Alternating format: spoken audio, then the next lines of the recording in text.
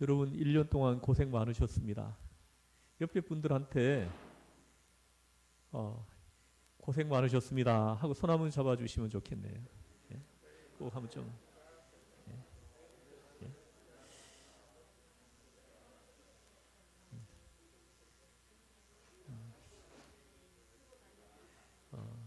우리 장로님 두 분 1년 동안 너무 우리 교회를 이렇게 지키고 보호하느라고 너무 고생하셨습니다.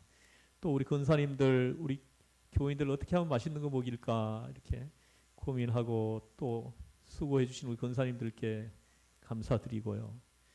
또 우리 이영석 집사님은 뭐 어떻게 그 어느 날 이렇게 번개처럼 나타나가지고 너무나 이렇게 귀한 그런 역할을 이렇게 해주신 거 주시고 있어서 너무 감사합니다. 또 우리 이명훈 우리 집사님도 찬양 이렇게 기타 반주하면서 이렇게 쓰는데 얼마나 이렇게 잘생겨 보이는지요. 하여튼 볼수록 이렇게 점점 더 이렇게 매력이 있어 보이는 사람 같습니다. 여러분 다 고생하셨습니다. 고맙습니다. 오늘 말씀의 제목은 의사가 필요한 사람입니다.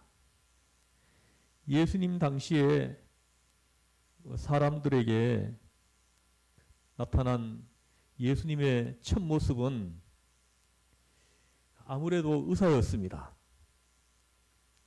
병을 고쳐 주셨으니까요. 이렇듯 예수님께서는 우선 의사의 모습으로 우리 앞에 나타나셨습니다. 그 다음은 권능을 행하는 자이었습니다. 그 이적을 행하시는 분이었습니다. 병 고치는 자로, 이적을 행하는 자로 나타나셨습니다. 이 점에 대해서는 이렇다 할 이의가 없습니다. 누구나 다 그렇게 여겼습니다.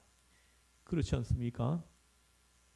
병 고치는데 나쁘다고 할 사람은 아무도 없습니다. 그런데 예수님께서는 병자와 너무 가까이 하신다 하는 데서 당시 사람들의 마음에 문제가 생기기 시작했습니다. 예수님께서 죄인들과 너무 가까이 하신다는 데서 문제가 생기기 시작했습니다. 병자를 고치는 것까지는 좋은데 죄인을 구원하시고 죄인에게 말씀하시는 것까지는 좋은데 죄인과 병자들과 너무 가까이 지내신다는 것입니다. 그래서 저들은 이것이 못마땅했습니다. 여기서부터 저들은 점점 예수님의 세계를 이해하지 못하게 되었다는 것입니다. 병 고치는 것과 이적을 행하시는 것, 하나님의 말씀을 전하는 것, 여기까지는 아무 어려움 없이 받아들일 수 있었습니다. 그러나 예수님께서 죄인들과 함께 앉아서 마시고 먹고 또 병자들과 너무 가까이 하시는 것, 심지어는 죄인들 중에서 제자를 선택하시는 것, 이런 일들이 그 당시 사람들로서는 영 이해하기가 어려운 부분이었던 것입니다. 우리는 오늘 본문에서 의사로 계시된 예수님의 참 모습을 만나게 됩니다. 오늘 본문 말씀 17절을 한번 같이 한번 읽어보겠습니다. 시작. 예수께서 들으시고 그들에게 이르시되 건강한 자에게는 의사가 쓸데없고 병든 자에게라야 쓸데있느니라. 나는 의인을 부르러 온 것이 아니요 죄인을 부르러 왔노라 하시니라. 아멘. 건강한 자에게는 의사가 쓸데없고 병든 자에게라야 쓸데있느니라. 병과 의사를 비유로 드신 상징적 계시인 것입니다. 특별히 그 마가복음 2장은 이 문제에 대하여 아주 깊이 설명하고 있습니다. 그 2장 1절에서 12절까지를 여러분 보십시오. 중풍병 걸린 사람을 침상째 들고 와서 지붕을 뚫고 줄을 달아 내려서 예수님께 가까이 했을 때 예수님께서 그 믿음을 보시고 마가복음 2장 5절 보십시오. 5절을 같이 한번 읽어보겠습니다. 시작. 그래서 그들의 믿음을 보시고 중풍병자에게 이르시되 작은 자야 내 죄사함을 받았느니라 하시니. 아멘. 내 죄사함을 받았느니라 하고 선포하십니다. 근데 오늘 본문을 살펴보면 그들이 뭐 죄를 사해 달라고 기도하거나 눈물을 흘리는 것 같지도 않는데 예수님께서는 그 깊은 마음의 뜻을 아시고 내가 병든 것은 죄 때문이다. 정확하게 예수님은 그 병의 원인을 진단해 내시는 것입니다. 내가 이렇게 병들어서 못 일어나는 것은 무엇을 잘못 먹어서도 아니요, 어디서 넘어져 부러진 것도 아니요, 오직 내 마음속에 있는 죄와 그 죄에 대한 가책과 저주의식에서 헤어나지 못하기 때문이니라 하심입니다. 예수님은 벌써 진단을 하신즉 그 병은, 이 사람의 병은 약으로 고칠 것이 아니었던 것입니다. 그래서 예수님께서는 그 영혼을 치유하심으로써 죄에서 구원하시면서 정신도 몸도 치료를 하셨던 것입니다. 아주 너무나 놀라운 말씀입니다. 예수님께서는 그 중풍병자를 보는 순간에 그 병의 원인을 찾아내셨던 것입니다. 그리고 그 병의 원인을 제거해내신 거예요. 내 죄사함을 받으셨느니라. 내 죄사함을 받았다. 죄의 원인을 제거해내는 거죠. 그 순간 이 사람이 병에서 회복되고 있는 것입니다. 그리고 13절, 14절을 보면은 같이 한번 읽어보겠습니다. 시작. 예수께서 다시 바닷가에 나가심에 큰 무리가 나왔거늘 예수께서 그들을 가르치시니라. 또 지나가시다가 알페오의 아들 레위가 세간에 앉아 있는 것을 보시고 그에게 이르시되 나를 따르라 하시니 일어나 따르니라. 아멘. 지금 예수님께서 죄인을 부르시고 있는 장면입니다. 세리를 부르시고 있는 장면입니다. 다시 세리는, 당시에 이 세리는 죄인의 대명사였습니다. 죄인 하면은 세리였어요. 세리하면 죄인이었습니다. 로마 나라가 예루살렘과 유대 나라를 정복하고 있을 때, 그러니까 유대는 약소민족으로서 침략을 당하여 식민지가 되어서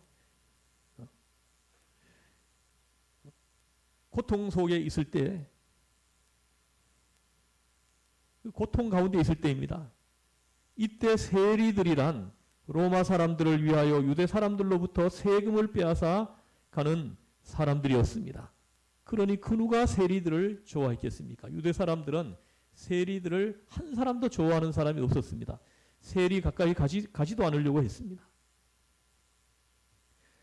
그렇고 보니 세리는 비애국자요, 반민족주의자요, 부도덕한 사람이요, 나쁜 사람이라고 숫제, 딱지가 붙어 버린 사람이었습니다.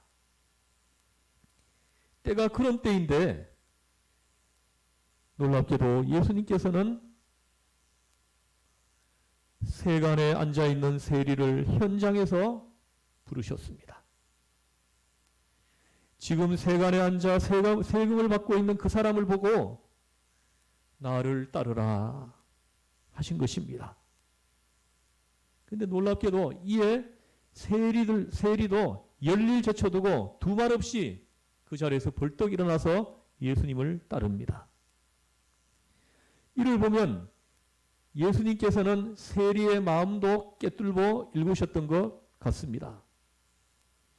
아마 예수님께서 이 세리가 앉아있는 세간 앞을 아마 여러 번 지나 지나다니셨던 것 같습니다. 지나다니시면서 그 세리를 눈여겨보아 두셨을 것입니다. 그 예수님 눈에 보이는 이 세리 레위, 여기서 레위라고 하는데 마태복음에서는 마태라고 합니다. 이 레위가 바로 마태복음을 기록한 사람이에요.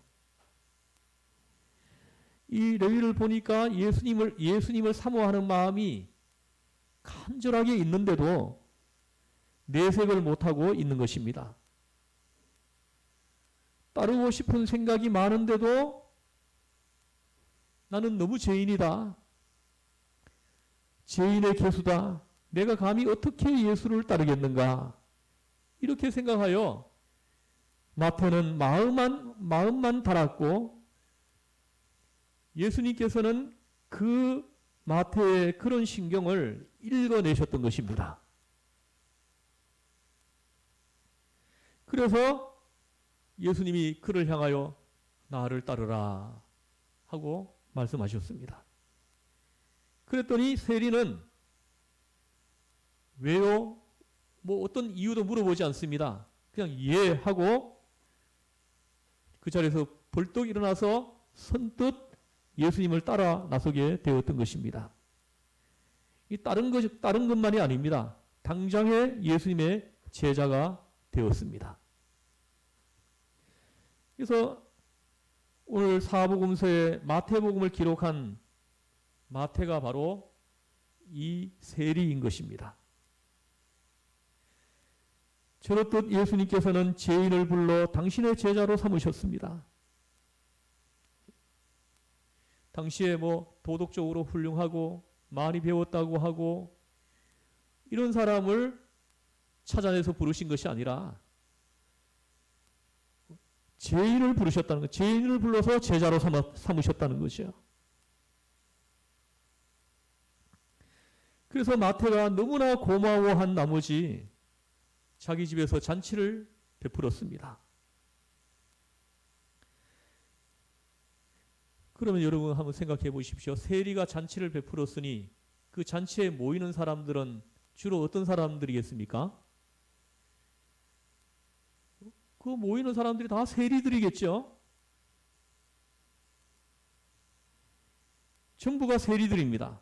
세리들만 잔뜩 모인 그 자리에 예수님께서 한가운데에 앉으셔서 그들과 함께 음식을 잡수시고 마시고 지금 다 하시는 것입니다. 할렐루야. 저는 이 말씀을 묵상하면서 너무나 큰 은혜를 받았습니다. 만약에 예수님이 의인들만 찾아가지고 이렇게 불러 모아놓고 그들과 함께 이야기 나누고 그들과만 함께 음식을 잡수시고 하셨다 그러면 아마 우리는 절망적이었을 것입니다. 그런데 바리새인들의 눈에는 이런 예수님의 모습이 못마땅했던 것입니다. 메시아가 어찌 저럴 수 있단 말인가? 다시 말하면 예수님께서는 죄를 용서하시고 죄인을 불러 제자를 삼으시고 죄인과 함께 하셨습니다. 죄인의 집에 가서 잡수시고 죄인의 집에 유하셨습니다. 예수님께서는 병자를 고치시고 죄를 사하시고 그리고 사랑하셨는데 이 사랑이 어떤 종류의 사랑이냐 하면 부르시는 사랑으로 끝나지 않았습니다. 영접하는 사랑으로 끝나지 않았습니다. 그 사랑은 찾아가는 사랑이었습니다. 찾아가는 사랑.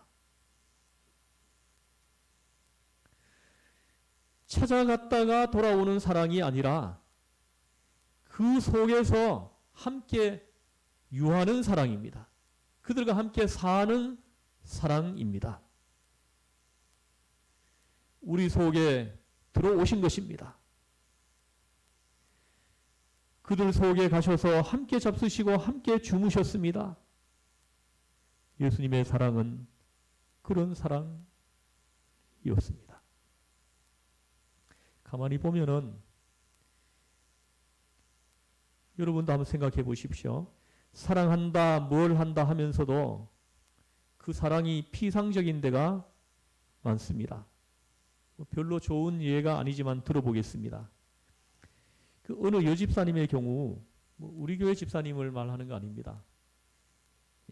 어느 여집사님이 계셨는데 남편이 속을 너무 썩입니다.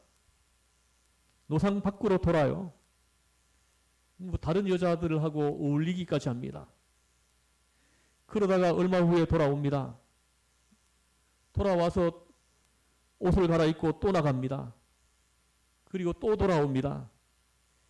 그런데 이 집사님이 여전히 남편을 사랑합니다. 사랑하기 때문에 남편이 무슨 짓을 하고 돌아오든 여전히 사랑하는 마음으로 옷도 빨아주고 약도 다려주고 합니다. 그런데 남편 버릇은 변함이 없습니다. 그래서 이 집사님 끝내는 목사님을 찾아갔습니다. 목사님, 내가 이렇듯 잘 해주는데도, 서비스를 잘하는데도 왜 안 되죠? 왜 남편이 안 돌아오는 거죠? 하고 투덜거립니다. 이 말을 듣던 목사님이 여집사님 보고 제가 한마디 물어보겠습니다. 좀 비밀스러운 얘기이지만, 그래, 저녁에 남편이 돌아오면 잠자리가 어떻습니까? 그랬더니 이 집사님이 벌떡 뜁니다. 아, 그거는 안 됩니다. 그래요? 왜요? 더러워서 안 돼요. 다른 여자들과 어울리는 사람을 내가 어떻게 접촉합니까? 그래서 그때 목사님이 대답해 줬습니다. 그러니까 안 돌아오지요. 그러면 안 됩니다. 하고 말해 주었습니다. 당신이 죄인이 되어야 합니다. 당신이 죄인이 되지 않고는 절대로 죄인을 사랑할 수가 없습니다. 저쪽에 가면은 죄인끼리 만나니까 너무 편안한데 집에 돌아오면 의인이 있습니다. 의인이 또 버티고 있습니다. 도도한 아내 앞이라 절로 기가 죽는데 어떻게 앉아 있으라는 말입니까? 그러지 마십시오. 사랑이 뭔지 아십니까? 함께 하는 것이 사랑입니다. 그렇게 말해 주었다고 합니다. 우리는 깊이 생각해야 합니다. 예수님께서는 우리를 사랑하셨습니다. 멀찍이 앉아서 깨끗해져라, 순결해져라, 그리고 나서 나한테 오라, 그렇게 하시는 사랑이 아닙니다. 내가 깨끗한데 예수님이 나에게 오신다고 하면은 예수님은 영원히 나에게 안 오실 거예요. 내가 더럽고 깨끗하지 않은데도 불구하고 예수님은 나에게 오셨다는 거죠. 나를 찾아오셨어요. 나를 찾아오셔서 불러주시고 그 죄를 씻어주시고 구원해주시고 하나님의 자녀로 삼아주셨다는 것입니다.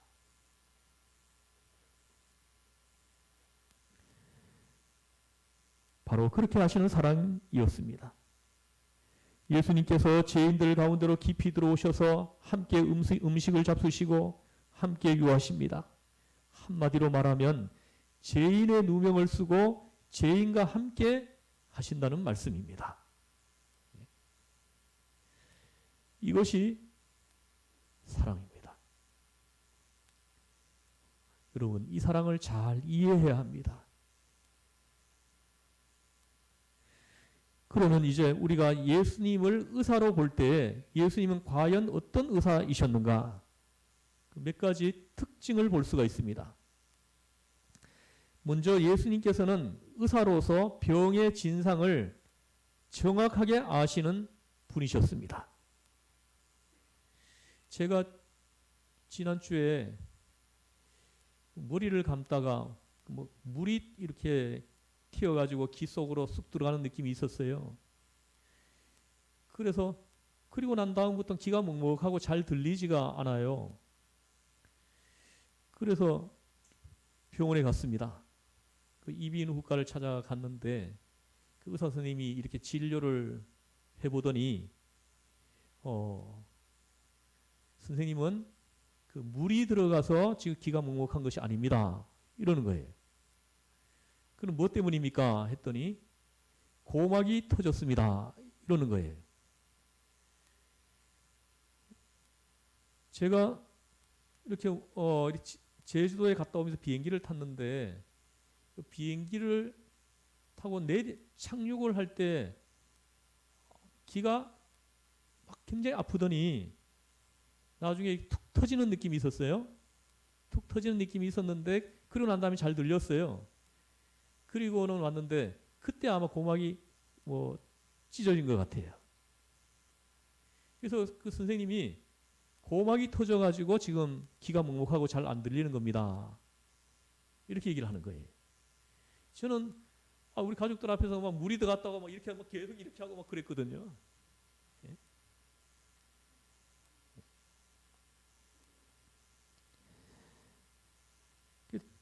의사가 정확하게 그 진료를 해서 정확하게 그 원인을 찾아내서 조치를 해주는 거예요. 그래가지고 여기 뭘 이렇게 조치를 해주더라고요. 그래서 일주일에 한 번씩 와서 이렇게 치료를 받으라고 그러더라고요. 그 조치를 해주고 나오는데 갑자기 잘 들리는 거예요.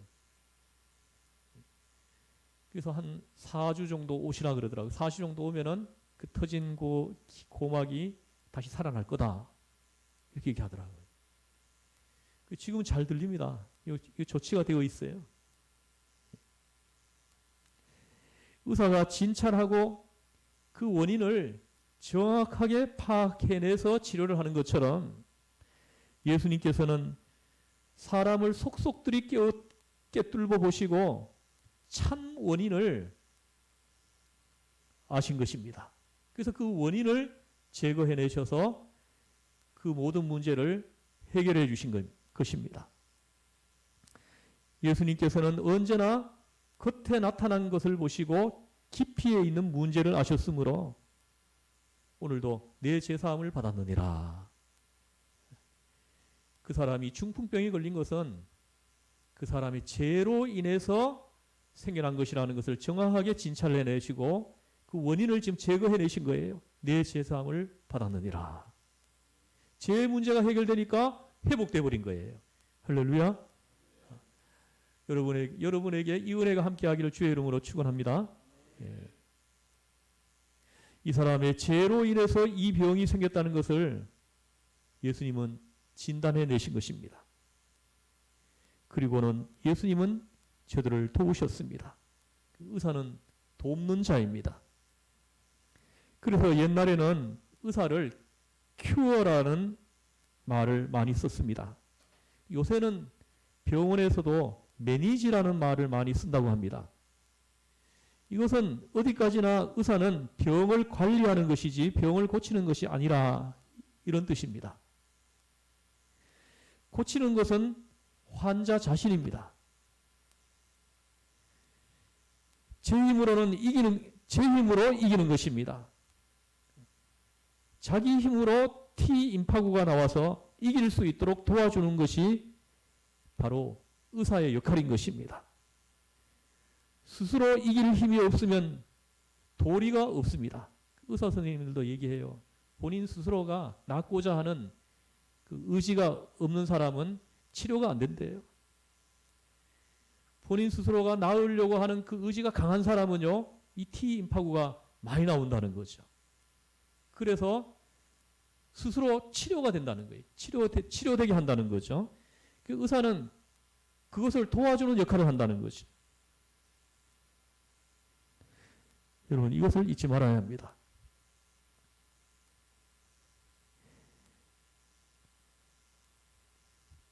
마찬가지로 예수님께서는 언제나 우리 하나님의 사람들을 치유하실 때 믿음을 주시고 용기를 주셔서 그로 하여금 스스로 돕고 일어나도록 해 주신다는 것을 우리는 분명하게 알아야 합니다. 그런데 의사는 환자에게 믿음을 요구합니다. 환자가 나는 죽었어요 하면은 안 됩니다. 나를 치료하는 그 의사를 믿어야 되는 거예요. 용기가 필요합니다. 의사를 믿고 용기를 가져야 하는 것입니다. 살고자 하는 용기가 있어야 하는 것입니다. 낫겠다고 하는 의지가 무엇보다 중요한 것입니다. 마음이 죽어지면 그때부터는 약도 소용이 없습니다. 치료도 소용이 없습니다. 그래서 예수님께서는 요한복음 5장에 보면은 38년 된 환자를 보시고 이렇게 물어요. 내가 낫고자 하느냐?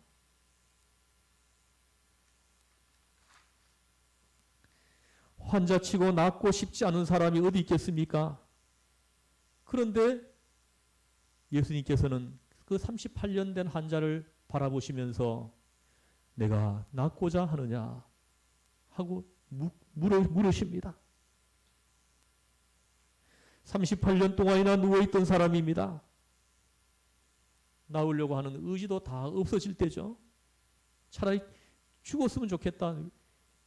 어떻게 이렇게 명이 찔기냐? 왜 죽지도 않느냐? 이런 생각을 가지고 있을 수 있지 않겠습니까? 근데 그 환자를 향해서 물으시는 거예요. 너가 낫고자 하느냐? 근데 놀랍게도 38년 동안 병을 앓고 있는 이 환자가 나으려고 하는 그 의지가 굉장히 강하게 있었다는 거예요.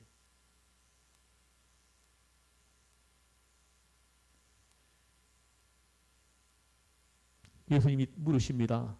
아직도 낫고자 하느냐? 소망이 있느냐? 의지가 있느냐? 하고 물으십니다. 전적으로 믿고 전적으로 의지하기를 지금 요구하고 계시는 거예요. 예수님은 그에게 지금 믿음을 요구하는 것입니다. 내 믿는 대로 되리라 말씀하시고 내 믿음이 크다라고 말씀을 하십니다. 그리스도께서 의사로서 그 죄인들과 함께 하십니다. 함께 하시는 역사를 가만히 보십시오. 오늘 본문에 예수님께서 세리의 집에 들어가셨습니다. 예수님께서 죄인과 함께 하신 데에는 몇 가지 의미가 있습니다. 우선 그것은 의도적이었습니다. 어쩌다 된 일이 아닙니다. 환자와 죄인과 접촉하셨습니다. 세상 사람들이 다 싫어하는 사람인데 예수님께서는 그 자리에 쑥 들어가셔서 그들과 함께 하셨습니다. 이것은 의도적이었다는 거죠. 우연히 생긴 것이 아니고 그들을 구원하시기 위한 주님의 의도가 그 행동에 있었던 것입니다. 그리고 고의적이었습니다.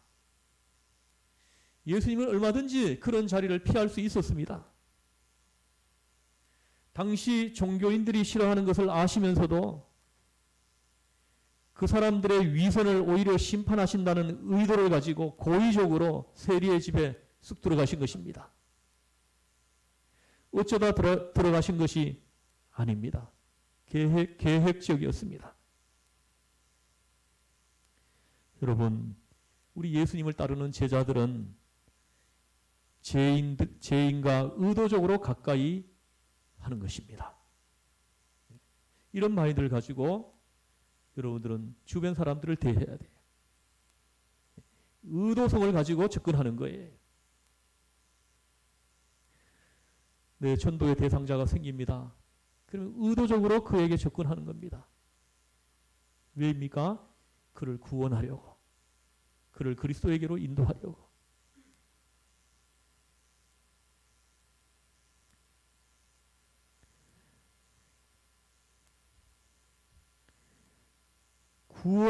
구원하고자 할 때에는 고의적인 접근이 필요한 것입니다. 이것은 사랑의 접근인 것입니다. 최고의 사랑은 함께 하는 것입니다. 말 많은 거 소용없습니다. 우리 그리스도인들 요즘 말이 너무 많아요. 어디 가서 이렇게 보면은 말 많이 하는 사람 보면 기독교인이에요. 정말 보기가 안 좋습니다. 말 없는 것이 오히려 좋습니다. 그냥 말 없이 사는 거예요.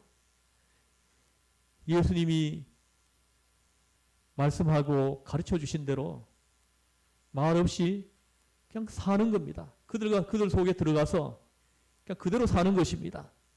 그것이 사랑이라는 거예요.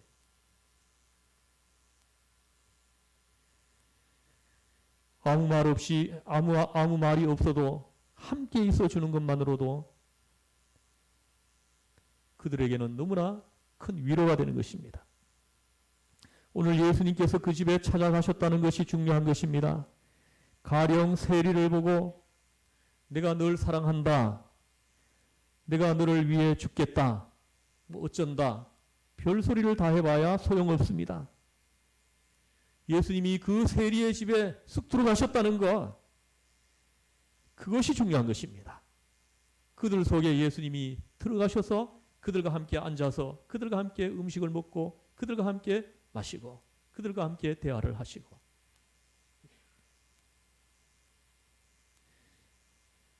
함께 한다는 것, 이것은 또한 용기 있는 접근입니다. 적극성입니다. 우리 그리스도인들에게는 이런 용기가 필요해요. 이런 적극성이 필요합니다. 여러분, 이럴 때 우리 이걸 생각해야 돼요. 이 일로 오는 불이익을 다 감수할 생각이 있어야 이게 가능한 거예요. 예수님이 그들 속에 들어갈 때는 그 일로 인해서 예수님께 생기는 모든 일들을 다 감수할 생각을 하고 있으신 거예요. 내가 이 사람을 구원하기 위하여 사랑의 행위로 접근한 것에 대하여 어떤 희생이 몇 배로 주어진다 하더라도 상관없는 것입니다. 이것이 안 되는 사람들은 그 사랑에 접근을 할 수 없어요. 그들 속에 들어갈 수가 없는 것입니다. 이때 세리가 얼마나 좋아했겠습니까? 다 죄인이라고 나쁜 놈이라고 손가락질 하면서 피하는데 예수님께서 쑥 들어오셔서 내 옆에 앉아가지고 함께 음식을 먹고 함께 음료를 마시고 얼마나 좋아했겠습니까? 그런가 하면 예수님이 세리의 집에 들어간 것은 한편으로는 큰 충격을 주었습니다. 당시의 종교 지도자들을 심판해버린 것입니다. 종교 지도자들이 이렇게 해야 한다는 것을 누군들 모르겠습니까? 그렇게 해야 된다는 거 다 알고 있어요. 마리아 잘하죠. 봉사가 사랑이라거니 희생이 사랑이라거니 마리아 잘하죠. 그러나 저들은 행동이 없었습니다. 행동으로 나타나질 않았어요. 여러분, 오늘 우리에게 있는 문제점도 바로 이거 아니겠습니까? 알고 있어요. 어떻게 해야 될지 알고 있습니다. 근데 이것이 삶으로 구체적으로 나타나지 않는다는 거예요. 이것이 오늘 우리의 문제 아니겠습니까? 다 알고 있어요. 내가 어떻게 해야 되는지 알고 있습니다. 여러분 다 알고 있지 않습니까?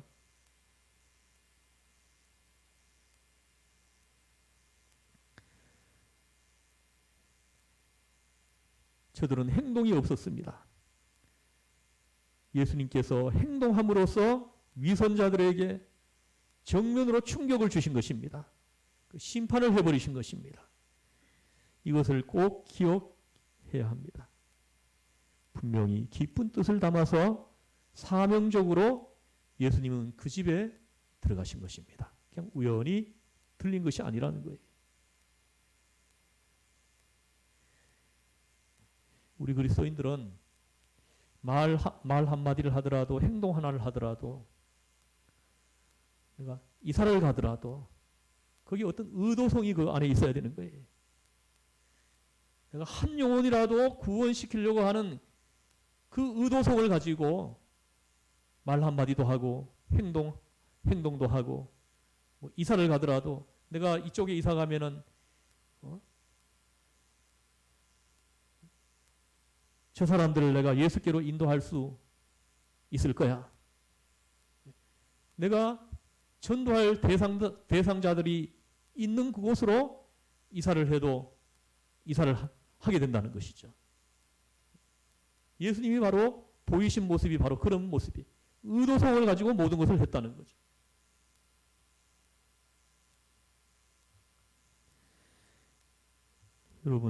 여러분이 이사를 할 때 여기 이리로 이사를 한다 그러면 나중에 이렇게 이 집값이 많이 올라가지고 돈을 좀 벌 수 있겠다. 또 이쪽으로 이사를 하게 되면은 뭐 이렇게 나한테 어떤 큰 유익이 있을 것이다. 이런 이제 그 계산하에 이사를 했다 하면은 여러분들은 예수님의 제자로서의 어떤 정체성이 지금 안 생겨 있는 거예요. 우리가 하는 그 모든 행동에는 다분히 의도성이 있어야 되는 거죠. 한 영혼이라도 구원시키려고 하는 그 의도성을 가지고 모든 일들을 해야 된다는 거예요. 여러분, 우리 시흥전원교회가 그런 교회 되기를 주의 이름으로 축복합니다. 예? 얼마나 좋겠습니까? 그러면 예수님이 보실 때 그렇게 사는 저 백성들을 바라보시면서 얼마나 기쁘겠어요. 일사불란하잖아요. 한 영혼 구원시키기 위해서 저들이 보이는 그 모습, 예수님이 보실 때 얼마나 예쁘고 얼마나 보기 아름답겠습니까?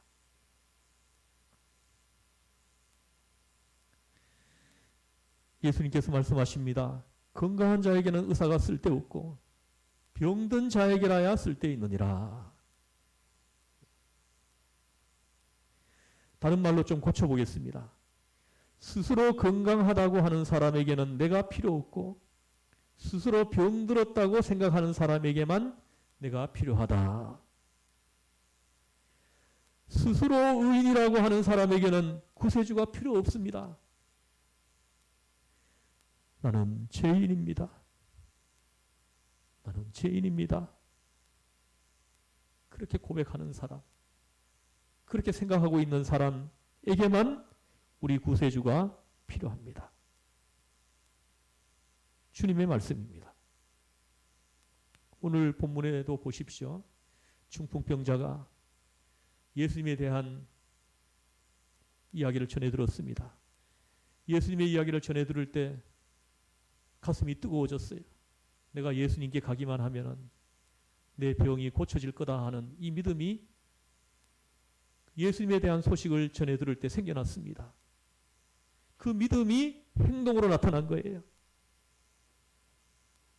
침상에 누인 채로 주변 사람들이 들고는 지붕을 뚫고 지붕을 걷어내고는 글로 달아내리게 만들었다는 거죠. 그 믿음이.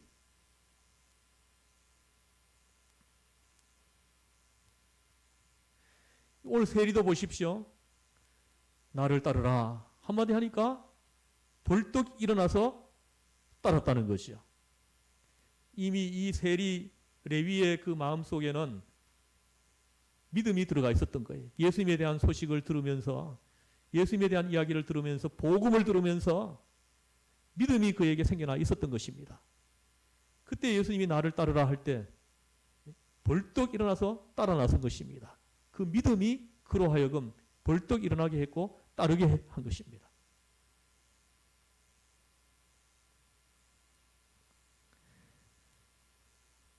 사랑하는 성도 여러분, 여러분들 마음속에 이 중풍병자와 세간에 앉아있는 이 세리 레위의 심정이 있습니까? 이 중풍병자, 낫고자 하는 이 중풍병자의 그 심정, 예수님이 나를 불러주시기를 기다리고 있는 그 세리의 그 심정, 그 심정이 여러분에게 있느냐 하는 것입니다. 그런 마음으로 우리 마음속이 가득 차고 불이 붙을 때에 그 믿음이 나로 하여금 행동으로 나타나게 하는 것입니다. 누굴 만나면은 예수 믿으세요. 예수님 믿으세요. 이번 주일 꼭 한번 우리 교회 가서 한번 예배 한번 같이 드려요. 그 믿음이 내 주변에 죽어가는 그 영혼들에게 예수님을 증거하는 그 행동으로 나타나고 있는 것입니다. 여러분, 이 믿음이 여러분을 움직이게 하는 그런 성령님의 역사하심이 여러분과 함께 하시길 주 예수 이름으로 축원합니다. 기도하시겠습니다.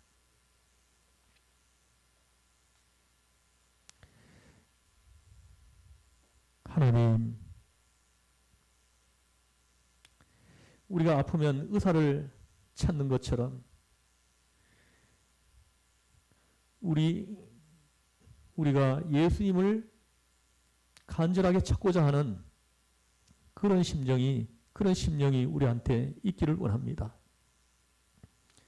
그 심령을 가지고 우리가 주님을 찾게 하시고 우리가 예배에 참여하게 하시고 우리가 하나님 앞에 찬양을 올려드리게 하시고 또 내 주변의 사람들한테 전도하게 하시고 또 내 주변을 따뜻하게 하고 내 주변을 밝게 하고 이런 놀라운 일들이 내가 걸어가는 그 믿음의 길에 하나님 있게 하여 주시옵소서. 내가 걸어가는 그 길이 따뜻하게 해주시고 남들이 알지 못하는 그런 기쁨이 있게 하시고 다른 사람들이 이해하지 못하는 놀라운 영적 비밀을 보게 하시고 그래서 기뻐하고 감사하고 하나님 앞에 찬양을 올려드리는 그런 놀라운 은혜가 우리가 걸어가는 그 길에 항상 있게 하여 주시옵소서. 우리를 죄에서 구원하신 예수님의 이름으로 기도드리옵나이다. 아멘.